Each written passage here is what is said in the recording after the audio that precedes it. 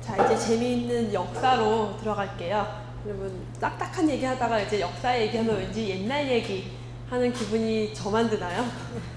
저는 학교 다닐 때보다 지금 더 옛날 얘기가 좋은 것 같아요. 그래서 막 그 관련된 비하인드 스토리 이런 거 들으면 굉장히 재밌어하고 안 잊어버리거든요. 그래서 제가 굉장히 좋아하는 프로그램 중에 하나가 그 서프라이즈, 저 되게 좋아해요. 근데 굉장히 얻을 소스가 되게 많아요. 근데 그게 가끔 가공되고 좀 잘못된 정보 주는 경우도 있긴 한데 굉장히 재밌고 유익한 내용들이 많이 나와요. 그래서 저는 학교 강의도 그렇고 뭐 보건학 강의를 할 때도 그렇고 많이 얘기를 해줘요. 학생들에게 재미있으니까. 근데 그런 거 잘 안 잊어버리잖아요. 그리고 역사 되게 많은 사람들 얘기 나오거든요. 그리고 여러분 책에 딱 보시면 아시겠지만 누구 뭐 이렇게 막 나와요. 그리고 이거를 또 시대별로 구분을 해야 되고 문제 나오면은 난해하다고 생각하면 굉장히 난해해요. 근데 이거를 역사의 흐름으로 재밌게 흘러가면은 쭉 그냥 흐름 자체가 이해가 되면서 오히려 달달 외우지 않아도 여러분들 충분히 쉽게 공부하실 수 있는 게 공중보건학의 역사예요. 그래서 좀 재밌게 저랑 옛날 얘기 하듯이 좀 역사 볼게요. 먼저 뭐 우리 다 알고 있다시피 고대기, 중세기 이런 용어 다 알잖아요. 공중보건도 마찬가지예요. 고대기부터 해서 중세기로 넘어오고요.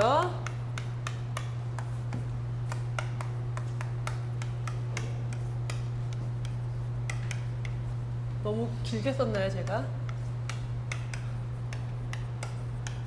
현대기. 자, 이렇게 넘어가죠. 고대기부터 쭉 넘어와요. 우리 고대 하면 고대 그리스, 로마, 그리스, 이집트 기본으로 나오겠죠. 과거로 들어가는 거고, 중세 하면 우리가 제일 먼저 생각나는 거 뭐예요? 중세시대, 뭐 십자군 원정, 징기스칸 정벌, 그러면서 패스트, 그렇죠. 이런 것들이 막 발달했죠. 그래서 중세시대 때 십자군 원정 있고, 그러면서 각종 전염병이 퍼지고, 우리 영화도 가끔 나오잖아요. 제가 옛날에 봤던 어떤 이제 패스트가 유행하면서 그 유럽 인구의 3분의 1이 사망했었고요. 그래서 그때는 외부에서 들어오는 사람들 우리나라에 못 들어오게 하고 그랬어요. 왜냐하면 저 지역에 여행 갔다 온 사람들이 병을 퍼뜨릴까봐. 뭐 때문에 그런지 모르지만.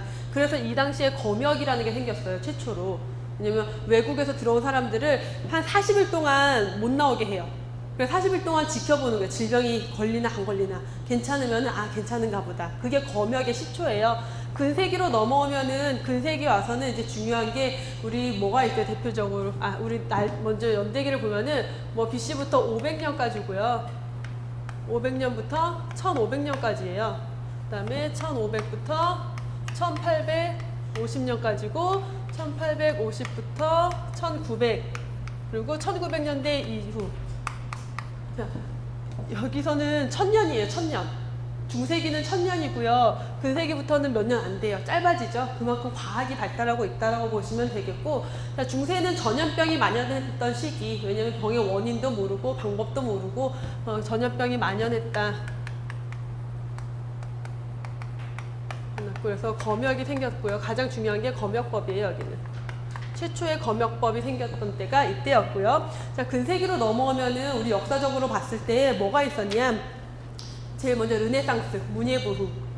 그래서 그 과거 중세는 신이 중심이었죠. 신 중심에서 르네상스, 인간 중심으로 넘어온 시기예요. 그래서 르네상스가 먼저 있었고요. 이탈리아를 중심으로 해서 문학이 발달했고, 그러면서 과학이 발달하죠. 과학이 발달해요. 그러면서 어때요? 현미경 이런 것들이 발명이 되기 시작해요. 그 다음에 있었던 게 영국, 프랑스를 중심으로 산업혁명이 일어나요. 그러니까 어때요? 사람들이 농촌에서 도시로 몰려들어요. 그렇죠? 왜 그러냐면은 이게 왜 산업혁명 하면서 도시로 사람들이 몰려드냐면요. 르네상스로 인해서 과학이 발달해요. 그러다 보니까 옛날에는 사람들이 다 소작농이 이제 농부들이 뭐 양털을 직접 깎거나 뭐 이렇게 했던 것들이 점점 과학이 발달하면서 다른 걸로 일이 대체가 된다란 말이에요.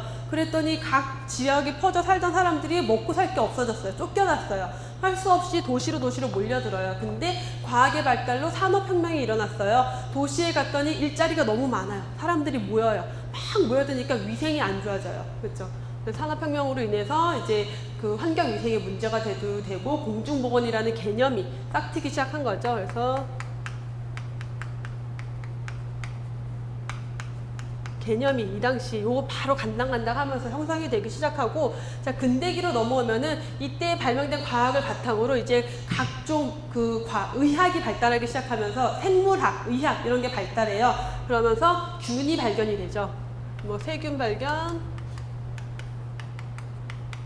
이라든가 백신 발견, 이런 것들이 발견이 되다 보니까 어떻게 돼요? 여기에서 있었던 여러 가지 질병들이 해결이 됐어요. 그렇죠? 그러고 나니까 이제 현대기로 넘어오면서는 질병, 전염병이 아닌 우리 예방의학이, 이제 예방의학이 그러면서 싹 트고 현대기로 넘어오면서 이제 사회보장, 여기서는 이런 거 발견으로 인해서 결국은 예방의학이 싹 트기 시작하죠. 예방의학이 싹 트기 시작하고, 그러면서 넘어오면서는 이제 사회보장의 중요성이 대두가 되죠. 국가가 국민의 건강을 책임져야 한다. 세균 백신, 세균학, 면역학이 발달했던 게 근대기. 이런 흐름을 가지고 쭉 와요. 여기에 기초해서 각 시대별로 발견된 것들, 업적들이 나타나게 되는 거죠. 자, 그러면은 고대기부터 볼게요. 자, 고대기 기원전부터 500년까지로 보고요. 그리스, 로마, 이집트 대표적이죠. 그리스 하면 히포크라테스, 의학의 아버지 히포크라테스고, 히포크라테스 같은 경우는 이 시기에 질병 발생의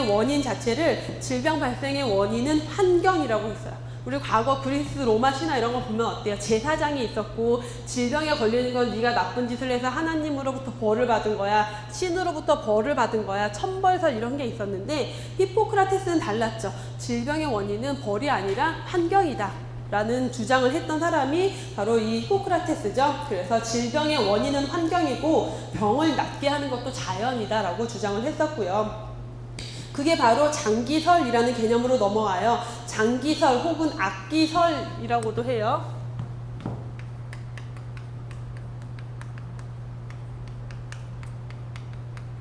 역사 문제가 나올 때 가장 고대를 거론할 때 가장 많이 나오는 건 이 장기설이에요. 장기설. 그래서 이 장기설, 악기설 혹은 독기설이라고도 하는데, 뭐냐면 그 당시에 홍역이 유행했는데 그 홍역의 원인이 공기를 통해서 감염된다라고 본 거예요. 다시 말해서 이 장기설은 이렇게 공기가 돌아다니는데 나쁜 공기가 내 몸 안에 들어와서 병이 걸린다라고 주장을 했던 게 바로 장기설이에요. 자, 장기설, 그리고 사체액설이라는 게 있는데, 사체액설은 우리 몸에 있는 4가지 액, 그래서 혈액, 점액, 황담즙, 흑담즙, 이 4가지의 균형이 깨진 거다.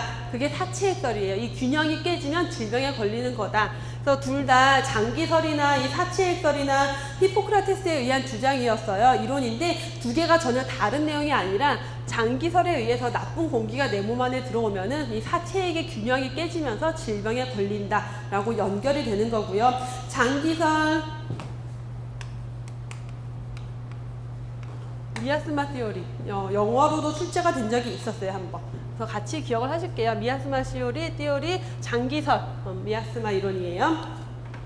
자, 그래서 에피데믹이라는 거, 역병이라는 개념을, 그 단어를 처음 사용하기도 했고요. 그리고 아테네에 많은 역병이 돌았었죠. 천연두, 페스트, 장티푸스, 홍역, 여러 가지 전염병들이 돌았다.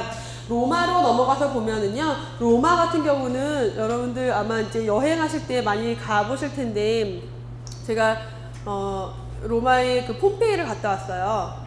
여러분 폼페이 영화 보셨어요? 보신 분들 그 화산재가 다 그러니까 아틀란티스처럼 그 신화 속에 존재하는 도시인지 알았어요, 폼페이가 원래는. 근데 그게 발견이 됐죠. 근세기 때. 어떻게 발견이 됐냐? 자꾸 농부가 밭을 짓는데 자꾸 이렇게 땅을 파다 보면 뭐가 나와요. 그래서 그걸 신고해서 나중에 쭉 봤더니 어때요? 섬이 있어요. 폼페이라는 섬이 있는데 이쪽 멀리서 화산이 폭발했어요. 근데 그 화산재가 날아가잖아요.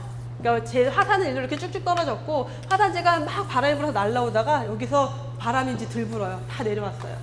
7시간 동안 10몇 층 높이까지 화산재가 쌓였어요. 근데 여기 섬이잖아요. 이 섬에 있는 사람들이랑 모든 것들이 화산재에 그대로 화석처럼 갇힌 거예요. 그래서 개발을 이제 다 했더니 그 과거에 도시가 그대로 나타난 거죠. 전혀 손상되지 않고, 사람이, 그 어린아이가 빵집 앞에서 이렇게 코 막고 있는 형태 그대로 화석이 된 거예요. 그런 것들 이제 유물이 다 있어요. 나중에 합격하신 다음에 꼭 가보세요. 강력 추천드리고요. 왜 얘기를 하냐면, 가서 봤더니 진짜 상수도 하수도 설치가 그대로 돼 있어요. 로마면 2000년 전이잖아요. 우리나라 삼국시대 때인데 상수도와 하수도가 돼 있고요. 도로가 설비가 되어 있고요. 거기에 공중 목욕탕이 있고 찜질방, 우리 지금 같은 찜질방이 있어요. 실제로. 그리고 그들도 우리 영화 300처럼 정말 체력, 그 몸짱을 좋아했나 봐요. 그래서 찜질방 안에 조각해놓은 게 있는데 다 이렇게 정말 몸짱 남자들 이렇게 딱 그거 보고 운동하라고. 찜질방이 있고 실제 그랬어요. 여기 나와 있는 거, 그래서 여기 없는데 공동 목욕탕, 로마에 대한 거 얘기가 나올 때 공동 목욕탕, 하수도 설치, 급수 이런 보건시설이 발달해 있었던 게 로마라는 거죠. 그래서 왜 과거에 우리가 모든 길은 로마로 통한다라는 얘기를 하잖아요. 실제로 그래요. 로마가 어느 한 지역을 점령을 하고 나면은 도로부터 닦아요. 도로 먼저. 그래서 로마로 바로 올 수 있게 길을 닦고 거기에 상수도와 하수도를 설치를 해요. 그래서 물을 공급하고 그랬던 게 바로 로마였죠. 자, 로마의 학자에는 갈렌이라는 학자가 나와요. 기억에 갈레누스 혹은 갈렌이라고 하는데 이 갈렌은 히포크라테스의 이론을 계승했던 학자예요. 히포크라테스의 이론을 그대로 계승했던 학문적 제자다라고 보실 수가 있겠고요. 뒤로 넘어가서 보시면은 하이젠이라는 단어를 최초로 사용하게 돼요. 위생이죠. 위생이라는 개념이 생겼고요. 로마 시대에 세 가지 전염병들, 뭐 천연두, 페스트, 발젠티푸스 있고 인구조사, 의료기관 설립, 노예 등록제도 이런 것들이 쭉 있었다. 자, 인도 약 4000년 전이죠. 도시가 계획되어 있었고요. 계획되어서 건설되었고 목욕탕, 배수관이 마찬가지로 발견이 됐고요. 이집트 같은 경우도 급수, 배수시설이 설비가 되어 있었고 매장 제도가 있었어요. 시체를 매장하는 제도가 있었고 가옥 청결법이라던가 신체 섭생법 이런 것들을 가지고 있었던 곳이 바로 이집트죠. 자, 이스라엘 레위기에 보면은 그런 위생 법전을 가지고 있죠. 악성 피부병이라던가 한센병 뭐 이런 것들을 조기 진단하는 방법, 격리하는 거, 전염병 치료 방법 이런 것들이 실제 기록이 있고. 자, 고대기 같은 경우는 다양한 내용들이 출제되진 않아요. 근데 가장 출제가 많이 되는 게 히포크라테스의 장기설, 악기설, 그러니까 미아스마 시오리 정도가 가장 잘 출제가 되고요. 중세기로 넘어왔죠. 500년에서 1500년 사이 종교가 기독교가 중심이 됐던 기독교 중심 사상이 기본이었어요. 중세기에는. 그렇기 때문에 경전을 잘못 이해하면서 오히려 퇴폐적이고 향락적인 문화가 많이 발전했었고요. 그래서 비위생적인 상태가 많았고 그로 인해서 재앙이 왔었다라고도 표현을 하죠. 이 시기에 가장 큰 전염병들이 천연두, 페스트, 결핵, 나병 이런 것들이 번발적으로 유행하게 돼요. 번발적이라는 거 2개 이상의 국가에서 발생한다라는 거예요. 역사적으로 542년에 전염병이 유럽에 전파가 됐었는데 이제 보시면 2개 이상의 국가에 나타날 수밖에 없었던 이유는 뭐예요? 십자군 원정. 대륙간 이동이 있었던 거예요. 나라에서 나라로 옮겨 다니면서 전염병이 이제 이동하게 됐고요. 십자군 원정으로 인해서 13세기의 나병, 콜레라가 세계적으로 전파가 됐고, 징기스칸 유럽 정벌 14세기죠. 이때 성 페스트가 또 유행이 되게 됐죠. 자, 페스트 유행 기간을 보시면 1347년부터 1377년이에요. 이 시기에 유럽 인구의 3분의 1이 죽었다라고 하는 암흑기죠. 그래서 우리가 중세기를 암흑기라고도 표현을 하게 되는데 40일간의 교통 차단으로부터 검역이 유래했다라고 되어 있죠. 자, 자꾸 세계 이제 전염병이 돌다 보니까 어때요? 어디 전염병 유행 지역에서 들어오는 사람은 항구에서 이미 막아요. 격리를 해요. 그 다음에 40일 동안 지켜보죠. 그래서 질병에 걸리지 않으면은 들어와도 돼. 이렇게 해서 검역이라는 게 유래하게 됐고요. 1838년에 프랑스 마르세유에서 최초로 검역소가 설치가 됐고 검역법이 제정이 됐다. 중세에서 가장 잘 출제되는 게 이 검역과 관련된 거죠. 40일이라는 개념 쿼런틴에서 검역이 유래가 됐고요. 프랑스 마르세유에서 최초의 검역법이 설치가 됐다. 그리고 그로 인해서 방역 의사라던가 빈민 구제 의사, 경찰을 이런 것들의 감정 등이 활동이 활발했던 것. 나폴리 같은 경우는 살레르노 양생법이라고 해서 어떤 개인의 이제 그 환경 위생이라던가 그런 것과 관련된 내용들을 다루기도 했고요. 보건이 교회, 기도원, 수도원 중심이었어요. 그러니까 의사 중심이 아니라 모든 게 그 수도원 중심이었던 시기였죠. 중세시대였고요. 그래서 중세시대는 굉장히 길지만 굉장히 간단해요. 전염병이 만연했던 거, 그 원인 십자군 원정이라던가 징기스칸 유럽 정벌로 인해서 대륙간 이동, 그리고 검역법이 이제 생겨났다라는 거를 꼭 기억을 하시고, 근세기로 넘어오면은 여명기, 요람기, 태동기라고 해요. 이제 과학이 발전하면서 공중보건의 사상이 싹트기 시작한 여명기, 요람기, 태동기 모든 표현이 되고요. 자, 아까도 얘기했지만 먼저 르네상스 문예 부흥 시기가 있었죠. 이때가 1453년부터 1600년까지예요. 까지는 르네상스 문예 혁명이 있었고, 그로 인해서 과학 기술이 태동이 되기 시작했죠. 그 이후에 1760년에서 1830년까지 30년까지는 산업혁명이 일어나죠.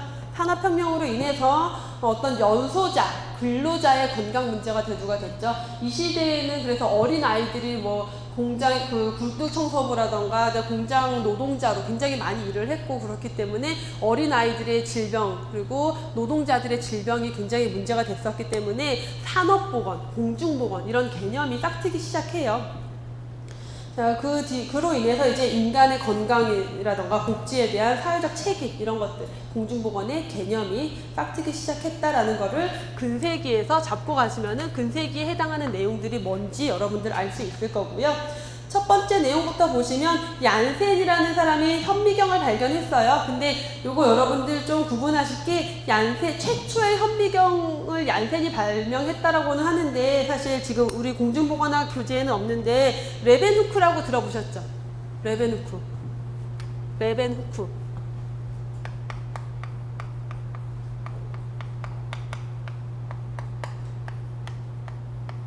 그죠? 철자가 레벤후크. 네덜란드 사람인데요. 레벤후크라는 사람이 실제 우리가 알고 있는 현미경을 발견한 사람으로 쳐요. 왜냐하면 얀센이 발견했던 현미경은 한 9배율? 그러니까 현미경이라기보다는 확대경 정도밖에 안 되는 거예요. 그래서 안경사집 아들이었는데 아빠랑 같이 안경 렌즈 가지고 놀다가 크게 보이네 뭐 이 정도 수준이었고, 실제 레벤후크라는 사람이 이제 1600년에서 1700년 사이인데 실제로 현미경을 발견한 사람이라고 보시면 돼요. 그래서 둘 다 기억을 해주시고, 최초로, 그래서 이 레벤후크 같은 경우가 최초로 눈에 보이지 않는 종의 존재를 확인했어요. 그러니까 그 과거, 그 전까지는 눈에 보이지 않는 뭔가 종이 있을 거야, 그게 질병을 전파시킬 거야 라고 했는데, 이 사람이 현미경을 발견하면서 실제로 눈에 보이지 않는 존재를 확인하고 정자라던가 그다음에 혈액 속에 있는 혈구들, 그런 것들을 다 관찰했던 사람이에요. 근데 이 레벤후크는 원래 과학자가 아니라 그냥 포목집에서 일하다가 그 다음에 시청 수위였어요. 근데 이 사람이 그냥 그러니까 천재죠, 천재. 렌즈 가지고 혼자서 만들고 그걸 어디에 발표한 것도 아니고 그냥 혼자 이렇게 들여다보고 아무거나 갖다 본 거예요. 물도 떠다보고 뭐도 떠다보고 손톱도 보고 머리카락도 보고 그냥 이런 사람이에요. 그리고 그걸 그려요, 그냥 막. 그랬던 사람인데, 그거를 이제 런던 왕립의학 과학회에서 알고서는 데려가요. 그래서 채용을 했어요, 거기에. 근데 거기 가서도 이 사람은 학자 이런 과학을 공부한 사람이 아니라 그냥 본인이 재밌어서 한 거기 때문에 아무한테도 그걸 가르치거나 그런 거 없이 혼자 계속 들여다보고 그래서 실제로 레벤후크가 죽은 다음에 현미경 제조 기술이 중단돼요. 기술이 전파가 안 돼서.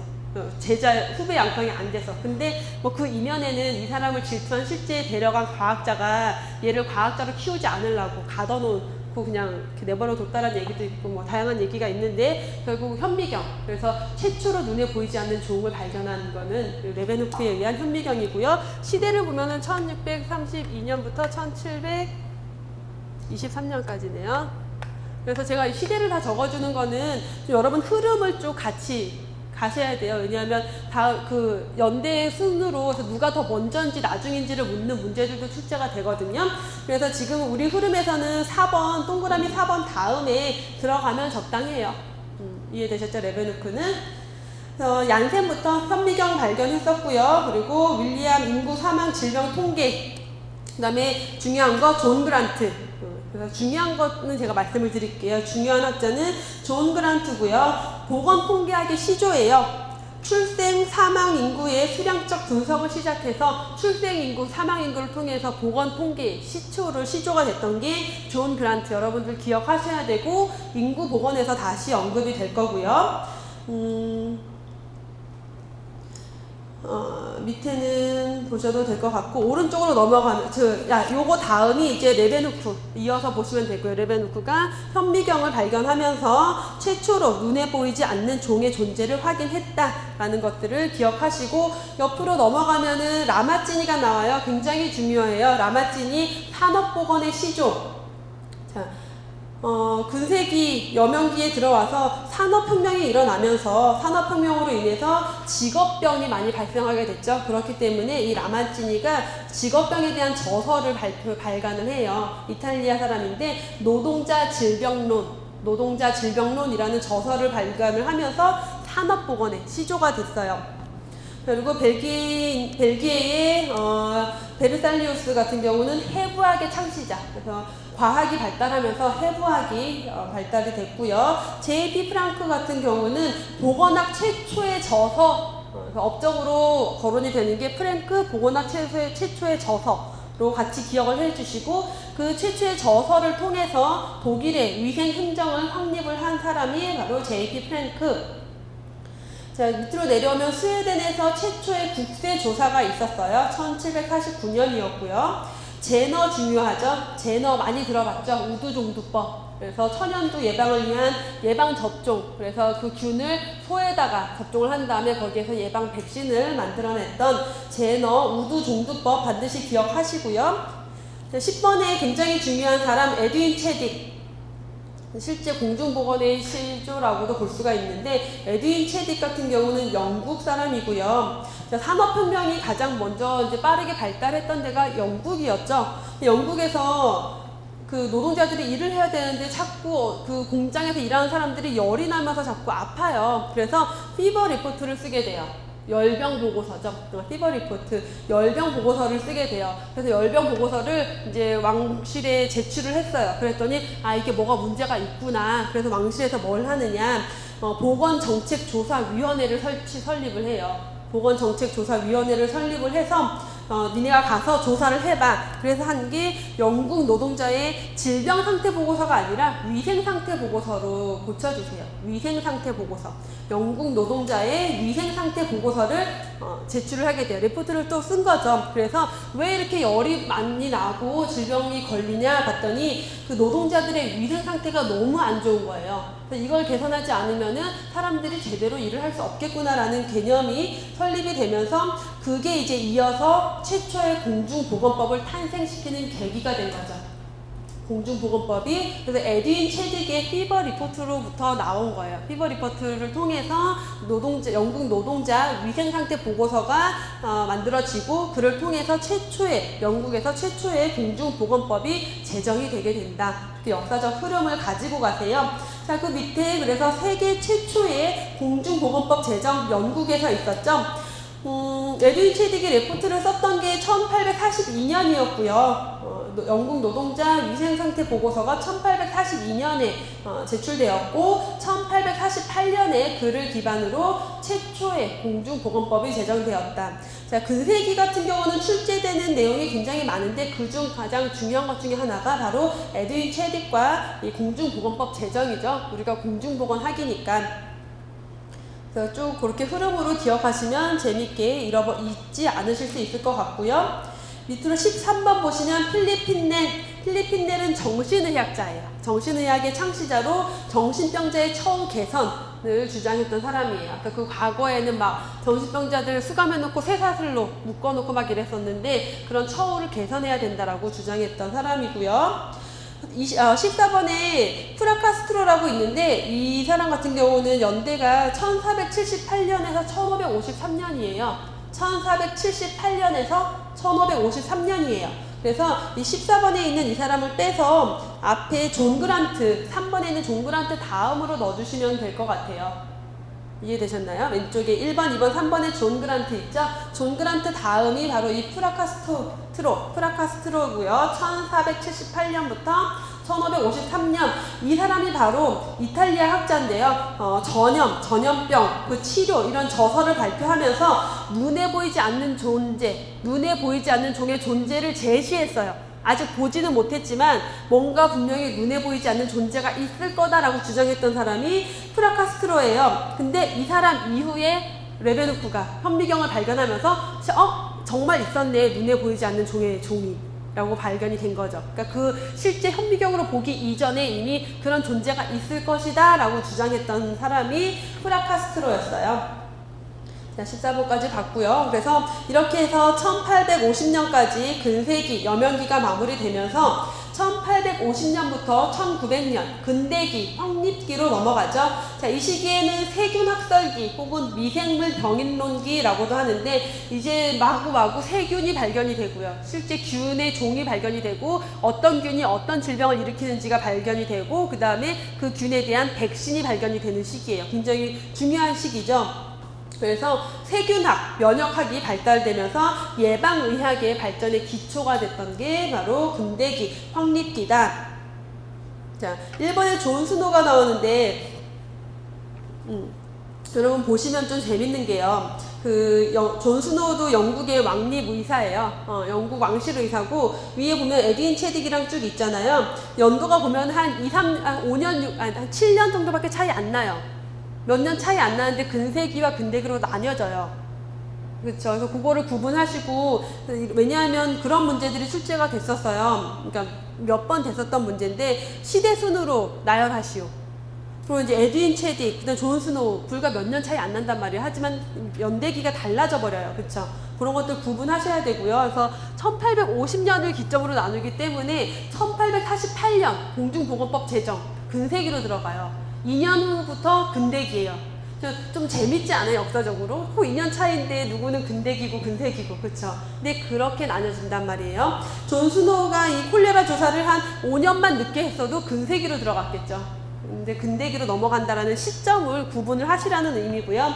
자, 존 스노우는 이후에 여러분들이 역학에서 다시 중요하게 다뤄질 사람인데 왕실 의사였어요. 자, 콜레라 조사를 발표를 했어요. 1855년에. 이 사람이 가장 유명한 건 뭐냐면 역학의 시조, 역학의 아버지라고 하는데 이때까지는 균이 아직 발견이 안 됐잖아요. 그러니까 보이지 않는 종의 존재는 알았지만 어떤 균이 어떤 병을 발병시키는지는 몰라요. 근데 이제 영국에서 어디 시에 전염병이 돌고 있는 거예요. 그래서 존 스노우를 이제 영국에서 여왕이 보내요, 왕이. 네가 가서 조사 좀 해봐라. 근데 존 스노우가 그 이제 지역에 갔어요. 근데 제일 먼저 뭘 했냐면은 지도를 이렇게 그렸어요. 스팟 맷이라고 하는데, 스팟 맷. 점지도를 찍게 돼요. 뭘 하냐면은, 자, 이렇게 구역이 이렇게 나눠져 있어요. 이렇게 3개의 도시가 있는데 전염병이 유행을 했어요. 근데 도대체 원인이 뭔지 몰라요. 근데 조사를 해야 되니까 이 사람이 가서 뭘 하냐면은 지도를 다 그린 다음에 점을 찍어요. 병에 걸린 사람들이 나타난 집들. 그래서 점을 찍어보니까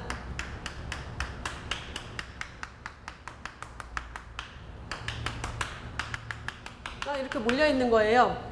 이렇게 찍고 나서 보니까 뭔가 공통점이 있을 것 같아요. 병에 걸린 사람과 걸리지 않은 사람들의 공통점은 무엇일까를 찾게 돼요. 근데 봤더니 수도회사가 2개가 있어요. 근데 2개의 수도회사가 여기 A라는 수도회사가 여기 물을 공급하고요. 여기는 B라는 수도회사가 예를 들어서 물을 공급을 해요. 근데 여기 있는 사람들은 B 물을 먹고요. 여기 있는 사람들은 B 물을 먹고요. 여기 있는 사람들은 A 물을 먹어요. 이 사람들은 A 물도 먹고 B 물도 먹어요. 근데 보니까 A 물을 먹는 사람들한테 병이 많이 걸렸네? 뭔진 모르겠지만 물이 원인인가 보다 라고 생각을 한 거예요. A와 B를 섞어서 먹는 사람들은 한 반 정도 걸리고 B만 먹는 사람은 별로 아예 안 걸렸다라는 거죠. 그래서 뭔지 모르겠지만 물이 원인인가 보다. 이제 나중에 역학에서 제가 말씀을 드리겠지만 이게 바로 기술 역학이에요. 바로. 그래서 이런 것들을 지금 여기다가 안 적으셔도 돼요. 역학에서 그건 하실 거니까. 이렇게 해서 역학의 시조가 된 사람이 뭔지 모르지만 물이 원인이다. 그래서 뭘 했냐? 물을 끊어요. 이 수도회사 물을 끊어요. 그리고 너네 다 이 물 먹어. 이 물을 먹었더니 환자 수가 확 줄어들었어요. 뭔지 모르지만 물이 원인이었구나 라고 했던 게 존 스노우의 콜레라 역학조사예요. 그래서 굉장히 보건학, 역학에서 중요한 역사적 업적이라고 보실 수가 있고요. 그 다음에 레스본 최초의 보건소 제도예요. 그래서 영국에서 방문 간호 사업을 최초로 시행을 하면서 보건소 제도가 실시가 됐고요. 영국 리버풀이라는 시도에서 최초로 방문 간호 사업을 했던 간호사가 레스본이에요. 영국에서 최초의 가정 방문 간호 사업을 시행을 하면서 보건소 제도가 실시됐다. 패튼 쿠퍼 많이 들어봤죠? 패튼 쿠퍼 민헨대학에서 위생학 교실이라는 거, 교육이죠. 위생학 교실을 열었고요. 실험 위생학을 확립했던 환경 위생학의 시조가 패튼 쿠퍼예요. 그래서 위생학 교실이고 위생 행정이 아니에요. 그러니까 헷갈리게 되는 문제로 위생 행정 패튼 쿠퍼 이렇게 연결을 시켜서 보기로 출제가 된 적이 있었고요. 위생 행정이 아니라 위생학 교실. 자, 이제 중요한 사람이 나오네요. 또 파스테르, 우리 파스테르 우유 여러분 다 아시죠? 저온 살균법을 발견한 파스테르인데 근대 의학의 창시자라고 하고요. 장기설을 폐기했다. 다시 말해서 특정 병인론의 시조다. 특정 병인론자다. 장기설은 뭐였어요? 이 장기설은 나쁜 공기가 들어와서 감염된다였는데 파스테르가 막 균들을 막 발견하기 시작해요. 무슨 균, 백신 발견하면서 이 공기가 원인이 아니야. 균 자체가 원인이야. 이렇게 주장을 하면서 이제 장기설을 폐기시켰다라고도 얘기를 하죠. 그래서 콜레라, 탄저, 광견병 백신 발견했고요. 그리고 여러 가지 다른 균들도 발견을 했어요. 이 파스테르가 활동했던 시기가 1880년대예요, 주로. 그리고 그 밑에 보면 코우가 나오죠. 파스테르는 프랑스 그 생물학자였고요. 밑에 있는 코우는 독일의 생물학자였는데 코후, 결핵균, 콜레라균, 파상풍 만만치 않게 발견을 했죠. 그리고 시기가 비슷해요. 1880년대예요, 다. 그러면 뭐예요? 두 과학자는 그 시대에 굉장한 탑 클래스였고요. 둘이 국가는 다르지만 굉장한 경쟁을 하고 있었던 사람들이에요. 유명한. 그래서 어느 나라의 누구 이렇게 약간 사람들의 이목을 집중시키는 막 균을 발견을 하는데 파스테르는 좀 이렇게 성격이 드러내는 거 좋아하고 나 잘났어 이렇게 표현하는 거 좋아하는 사람이었고 코우는 좀 이렇게 조용히 이렇게 하시는 분들이었대요. 근데 우리는 파스테르를 더 많이 알지만 역사적으로는 코우가 이겼어요. 그러니까 이겼다는 건 뭐냐면은 그 노벨상을 받아요. 노벨 생리의학상을 받은 게 코우예요. 콜레라균 발견으로. 근데 이제 비슷한 시기잖아요. 그때 이집트에서 그러니까 그 전 세계적으로 콜레라가 대유행하는 시기가 있었어요. 근데 그 발원지가 이집트였어요. 그래서 코후의 연구 제자들 있잖아요. 코후의 연구팀 그리고 파스테르 연구팀이 각자 파견이 가요. 이집트에 막 균을 발견하기 위해서 노력을 해요. 근데 코후가 이겼어요. 먼저 발견한 거예요. 사실 코후가 먼저 발견 안 했으면 파스테르가 발견했겠죠. 그렇게 해서 코후가 그 콜레라균을 먼저 발견을 해요. 그래서 그 콜레라균 발견과 결핵균 발견으로 노벨 생리의학상까지 받은 게 코후. 그래서 파스테르와 코후는 거의 묶어서 여러분들이 생각하실 만큼 같이 흘러갔고요. 근데 콜레라균은 누가? 코후예요. 이거 헷갈리시면 안 되고요. 그래서 결핵균, 콜레라균, 파상풍 발견한 거는 코후.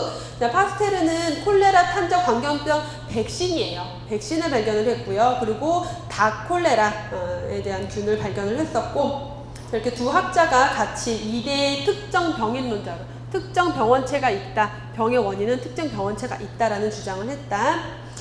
6번에 비스마르크.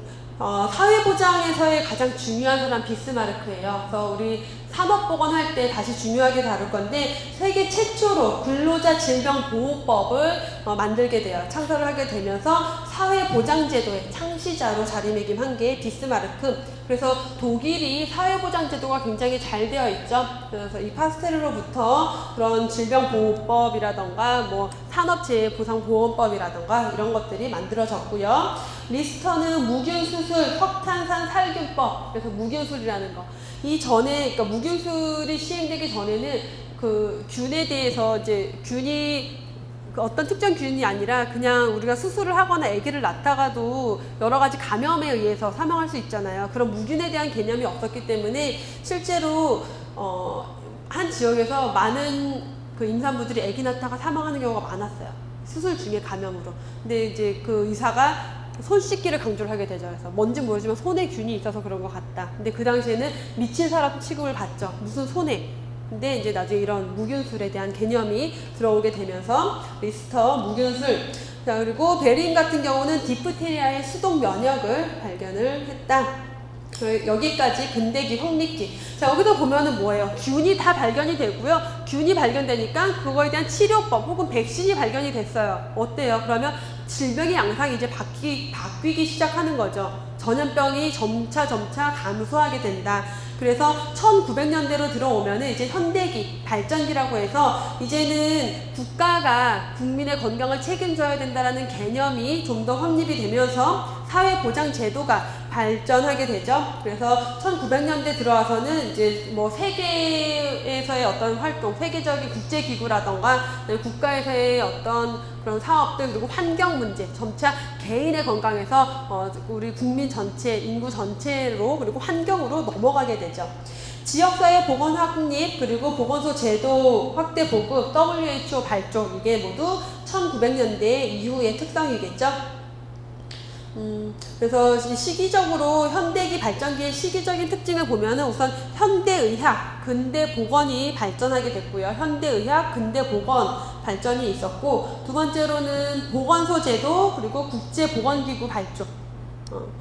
보건소 제도라던가 국제보건기구가 발족하게 됐고, 세 번째로는 사회보장제도가 발전했죠. 사회보장제도 발전. 자, 제가 지금 읽어드린 거 교재에 없어요. 여러분들 옆에 좀 적어주시면 현대기 발전기의 시기적 특징으로 해서 1. 현대의학, 근대보건 발전.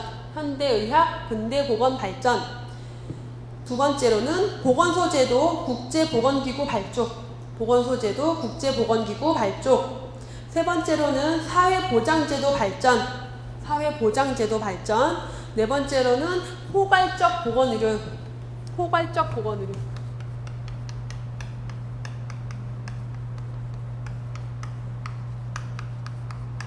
뒤에서 다시 포괄적 보건의료에 대한 개념을 얘기하겠지만, 자, 이제 질병을 치료를 하고 났더니 예방해야 돼, 예방하고 났더니 증진해야 돼. 그러면서 이 포괄적 보건의료라는 것은 건강 증진, 질병 예방, 질병 치료, 재활, 이 모든 것들을 다 포괄하는 게 보건의료다라고 얘기하는 게 바로 포괄적 보건의료예요.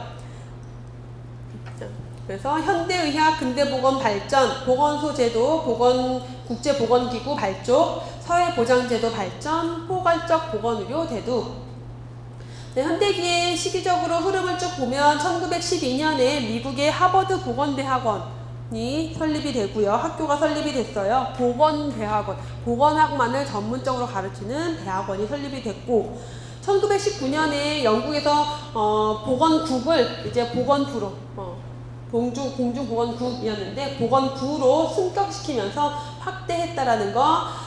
유엔 산하의 유넵이라는 환경기구가 설립이 됐고요. 그리고 1977년 WHO 총회, 결국 1978년으로 넘어와서 알마타 선언이 있어요. 1차 보건의료의 확립. 그래서 1차 보건의료라는 거 내가 살고 있는 지역 주변에서 보건의료를 다 해결할 수 있는 것들을 의미하고, 1차 보건의료는 굉장히 중요한 개념이기 때문에 이 뒤에서 다시 다루게 될 거고요. 뒤로 넘어가면은 1979년에 WHO에서 WHO 나이로비에서 두창 근절, 천연두 근절을 선언해요. 이 말은 뭐냐면 더 이상 천연두는 지구상에 존재하는 전염병이 아니야 라고 근절을 선언한 거예요. 근데 그게 아예 100% 없는 건 아니고요. 그러니까 연간 발생 건수가 몇 건 이하면은 근절로 선언이 되는 그 기준이 있어요. 그래서 두창, 천연두 근절이 선언이 됐다. 1992년에 유넵에서 리우 선언이 있었고요. 혹시 지난해 교재를 가지고 계신 분 여기 하나뿐인 지구라는 구호를 적혀 있을 텐데 그거 아니고 2015년 교재에는 아젠다 21이라고 되어 있죠. 그래서 아젠다 21이 구호예요.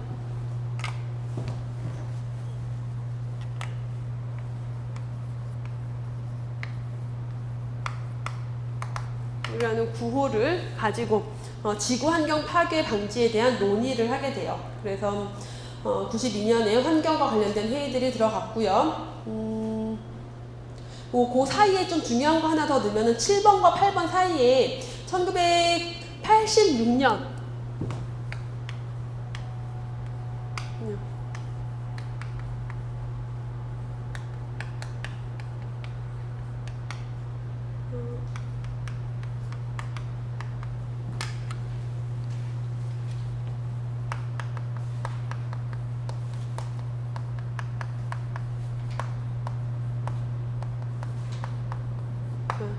1986년 WHO 캐나다 오타와에서 제1차 건강증진 국제회의가 열렸죠. 여기에서 이제 건강 증진에 대한 것들이 신공중보건과 관련된 내용들이 대두가 됐고요. 나머지 내용들은 쭉 그냥 보셔도 좋을 것 같아요. 자, 체크포인트에서 보건학의 흐름 간단하게 좀 보면은 고대에는 환경, 위생, 주거, 청결, 그리고 신앙심 이런 개념으로 갔었다. 그리스 로마 시대의 내용들 보시고 중세 시대로 넘어와서 보시면 암흑의 시대라고도 하죠. 질병과 제약 사이의 기본적인 연결고리의 역할을 하기도 했고요. 이 시기에 전염병이 만연하면서 검역제도가 생겨나게 됐다. 르네상스 시대로 넘어오면은 해부학 그리고 생리학 이런 과학의 발달, 질병에 대한 관찰이라던가 이런 것들이 주로 이루어졌고요. 계몽주의 시대, 산업혁명 시대로 넘어오죠. 그래서 산업혁명이 일어나면서 더불어서 보건 문제, 질병 문제를 사회 현상으로 보게 되죠. 34페이지 보고 있어요. 맞네요, 여러분. 34페이지. 네, 34페이지 보고 있고요. 그리고 환경 그 뒤로 넘어와서 환경 위생의 시대, 그다음이 세균설 시대 이후로 쭉 흐름이 넘어가요. 그래서 제가 아까 쭉 설명드리면서 정말 중요한 내용들은 짚어드렸어요. 걔네들은 반드시 여러분들이 이해하고 계셔야 되고요. 흐름으로 잡고 계셔야 되고, 그다음에 세대를 각 대기를 구분하실 수 있어야 돼요. 그런 것들. 네, 옆으로 넘어가서 공중보건과 보건사업의 내용이 나오죠. 공중보건 사업은 기본적으로 중앙정부에서 시행하는 게 있고요. 그리고 지방정부 주도 보건사업이 있어요. 중앙정부에서 한다라면은 보건복지부에서 하는 거겠죠, 우리는. 그래서 보건복지부 주도로 하는 사업들, 지방정부에서는 보통 그 지방의 지역의 보건소 중심의 사업들이 되겠죠. 중앙정부에서 하는 보건사업은 전국적으로 동시적으로 하는 사업들. 그래서 법 제정, 예를 들어 금연과 관련된 거 있죠.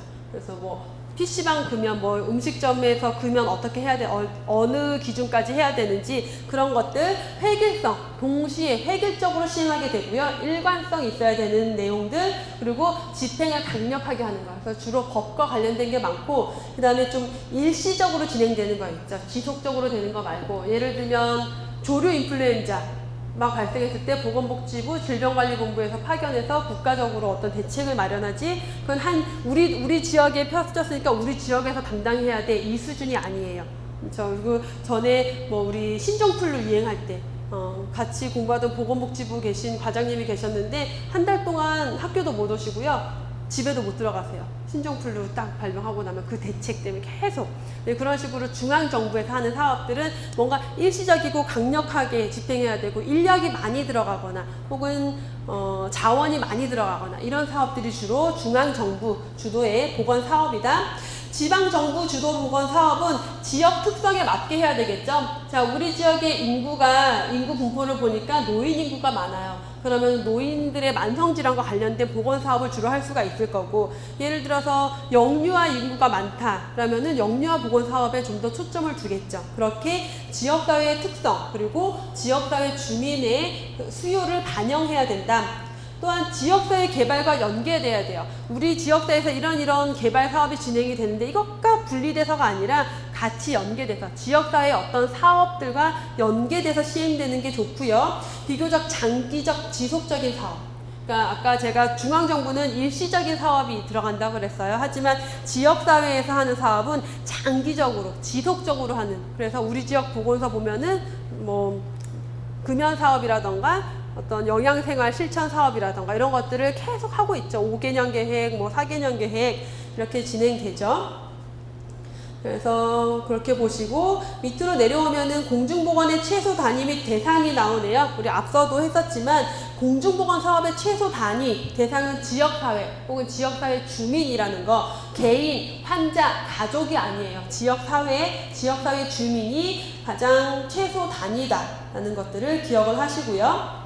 앤더슨의 공중보건사업의 3가지 요인, 봉사 통제 조장이라고도 하고요. 서비스에 의한 봉사 행정. 그래서 국가가 공중보건 사업을 할 때 어떤 간섭, 개입을 통해서 봉사를 해요. 그거는 간접 개입을 함으로써 사람들의 생활 습관을 바꿔서 뭔가 개선이 될 수 있게끔. 그래서 이 봉사 행정에는 간접 개입과 연관이 된다라는 것들을 같이 적어주세요. 간접 개입 이런 것들은 국가가 하는 공중보건 사업의 보건행정사업, 서비스에 의한 보건행정사업에 해당이 된다.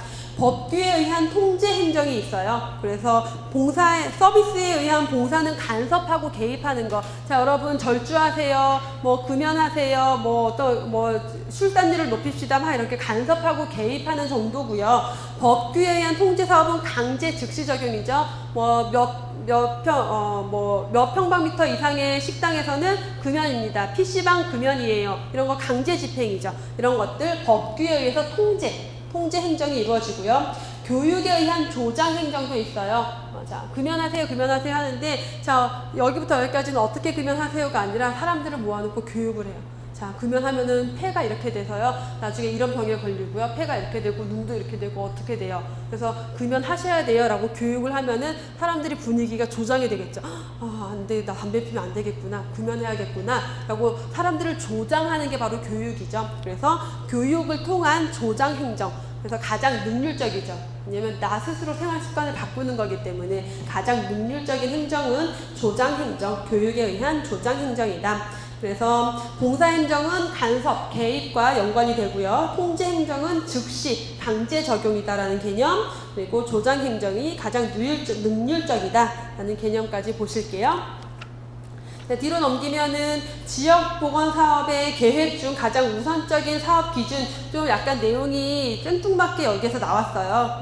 네, 여기서밖에는 지금 볼 수가 없어서 지역사회에서 보건사업을 할 때 우선순위를 둬야 돼요. 모든 사업을 동시에 확 진행할 수는 없으니까 우리 지역에서 어떤 보건사업을 먼저 해야 되지? 근데 그냥 보건사업을 집행하는 사람이 난 이 사업을 하고 싶어 이렇게 가는 게 아니죠. 어떻게 우선순위를 정해야 되느냐. 그래서 존 브라이언트의 결정법을 보시면은 먼저 지역사회의 관심도, 지역사회가 그 보건 문제, 건강 문제에 얼마나 관심을 가지고 있는지, 그리고 문제를 해결하는 데 있어서 얼마나 어려운지, 난이도, 그리고 보건 문제의 심각성, 그 보건 문제가 얼마나 심각한 건강 문제를 야기시키는지, 유병도, 유병률이라고도 하죠. 얼마나 유병률이 높은지, 이런 모든 것들을 통합해서 결정을 하는 게 존 브라이언트에 의한 결정법이에요. 구분을 하시고, 제1한론에 의한 기준이 또 있어요. 한론에 의한 기준, BPR 공식이라고도 하는데, 한론은 사업의 효과성, 사업을 했을 때 얼마나 효과가 있을지, 그리고 그 건강 문제의 심각성, 그리고 3번에 있는 다수 영향 큰 보건사업은 문제의 크기를 의미해요. 그래서 이 세 가지를 가지고 우선순위를 매기는 공식을 만들어냈어요. 그 공식이 BPR 시스템이라고도 하는데, 자, 밑에 보시면은 공식이 A 플러스 B 곱하기 C 그리고 나누기 3 곱하기 D라고 되어 있어요. 여기에 이게 조금 잘못되어 있어서 요거 내용을 보지 마시고 밑으로 내려와서 우선 그 맨 밑에 동그라미 2번에 기본적 우선순위 등급화, 그래서 BPRS가 나와 있죠. 여기를 보실게요. 자, 여기에서 보시면은 BPRS의 공식은 A 플러스 2B 곱하기 C. 예, 요게 맞고요. 그럼 A는 뭔데? A는 문제의 크기, B는 뭔데? B는 문제의 심각성, C는 사업의 추정 효과, 사업의 효과죠. 이 세 가지를 가지고 보는데 공식이 A 플러스 2B 곱하기 C예요. 그럼 누가 가장 영향력이 클까요? C가 가장 크겠죠. 곱해버리니까. 그래서 보시면은 A, 문제의 크기를 0점부터 10점 중에 몇 점 점수를 주고요. 문제의 심각성도 0점부터 10점. 그래서 점수를 주고, 사업의 추정 효과도 0점에서 10점 중에 점수를 줘요. 그 점수를 가지고, 자, A는 4점이었고요. B, 2 곱하기 B는 뭐 3점을 줬어요. 곱하기 C가 4점이다. 이렇게 해서 나오는 점수가, 그러면은 각각의 보건 문제에 따라서 이 점수가 나오잖아요. 그 점수가 높은 거를 먼저 우선시한다라는 게 바로 이 BPRS의 개념이에요. BPRS. 자, 여기까지 내용을 이해하시면 되고요. 잠깐 왼쪽에 있는 가운데 표에 보시면 D가 있죠. D 보이죠? D. 뒤에 적정성, 경제, 수용성, 자원, 적법성 이런 내용들이 있는데 자, 기본적으로 이렇게만 계산을 하다 보니까 근데 실제 적정한지 경제적으로 지원이 가능한지 이런 거에 대한 문제가 또 대두가 되는 거예요. 실제 사업 수행이 가능한가의 문제. 그래서 그런 부분들을 추가로 보는 개념이에요. 이 D는. 그래서 문제에 주로 출제되는 건 요거까지. 그러니까 많이 출제가 됐었어요. 그래서 BPRS 이 공식 자체보다는 여기에 해당하는 내용이 뭔지, 문제의 크기, 심각성, 사업 효과 요거 기억을 하시고요. 그리고 누가 가장 큰 영향을 미치는지 사업 효과라는 거를 보시면 될 것 같아요. 자, 5번으로 내려오면은 평가의 기본 원칙이 있는데 이 평가는 보건사업의 평가. 예를 들어서 우리 지역사에서 어떤 보건사업을 했어요. 그러면 평가를 해야 되겠죠. 왜? 잘했나 못했나 봐야 되고요. 그 다음에 이 사업을 계속 해야 될지 말아야 될지 혹은 수정해야 될지 중단해야 될지 그래서 평가를 해야 된다. 이 평가의 기본 원칙은 지역사회 보건사업뿐만 아니라 보건교육을 할 때도 평가의 원칙이에요. 그래서 이 평가의 원칙은 모든 것에 있어서 평가 원칙이다 라고 보시면 될 것 같고요. 평가는 명확한 목적 아래 시행이 되어야 한다. 평가할 때 평가를 하고자 하는 목적이 있어야 하고요. 평가는 계획에 관련된 사람, 사업에 참여한 사람, 사업에 영향을 받게 될 사람, 이 모든 사람들이 같이 행해야 된다는 거. 근데 시험 문제 실제로 이런 사람들은 배제해야 한다. 이렇게 출제가 된 적이 있었어요. 배제가 아니라 다 포함이 돼야 하고요. 사업은 전 과정에 걸쳐서 지속적으로 사업 전에도 평가하고 사업 중에도 평가하고 사업 후에도 평가한다. 우리가 흔히 사업 다 끝난 다음에 평가해야지 라고 생각을 하는데 그게 아니라 사업하기 전에 이런 게 다 평가예요. 지역사회에 어떤 건강 문제를 가지고 있는지 진단 내리고 중간에 잘 수행되고 있는지 보고요. 끝난 다음에 제대로 수행이 됐는지 변화가 있었는지 효과가 있었는지 이렇게 사업 전, 중, 후 모든 과정에 걸쳐서 지속적으로 행해져야 한다. 측정 기준이 명확하고 객관적이어야 한다. 제가 주로 다이어트 얘기 많이 하는데요. 다이어트 할 때 계획 세울 때 내가 6개월 동안 5kg를 빼야지 라고 계획을 하는 것과 나 살 빼야지 하는 것과 나중에 다이어트 성공해서 못했어의 기준 그렇죠. 살 빼야지 얼만큼 빼야 성공한 건데 하지만 측정 기준을 명확하게 6개월 안에 5kg를 감량하겠다. 이런 것들의 개념이죠. 그래서 평가는 측정 기준이 명확하고 객관적이어야 한다는 거. 그리고 사업의 기획 단계부터 최종 결과까지 모든 것들을 포괄해야 돼요. 결과만 평가하는 게 아니에요. 결과가 좋으면 다 좋은 거가 아니라 기획하는 과정부터 결과까지 다 포괄되어야 하고 장점뿐만 아니라 단점도 지적이 되어야 하죠. 평가는 미래지향적이고 활동 중심적으로 시행이 되고요. 그리고 문제점을 기술하고 문제를 해결하기 위한 방안도 마련이 되어야 하겠죠. 그 결과가 사업의 향상과 성장을 위해서 환류되어야 한다. 피드백이 되어야 한다는 거예요. 평가에서 피드백은 굉장히 중요해요. 얘도 문제에 출제가 됐었고 평가는 반드시 환류되어야 한다. 피드백이 있어야 한다. 그래서 평가한 것들을 다시 돌려줘서 저번엔 이게 부족했으니까 이번엔 이렇게 그런 것들이 가능해야 하고요. 의사결정 평가 자체가 의사결정에 도움을 주죠. 그 다음에 의사결정할 때 평가해봤더니 이런 결과가 있더라. 그러면 이번에는 이렇게 하자. 의사결정의 역할을 하게 되고 누구나 알 수 있게 쉽게 결과 보고서가 작성이 되어야 한다라는 내용까지 해서 이 평가의 기본 원칙은 아마 여러분들 학습하시면서 이후에도 계속 나올 거예요. 근데 너무 쉬워서 쉬운 내용들이고 이해가 되면은 나중에 제가 말할 때 듣기 귀찮으실 수도 있어요. 자꾸 나와서. 자, 이렇게 보시고요. 자, 잠시 쉬었다가 보건의료 분류 내용 들어가도록 할게요.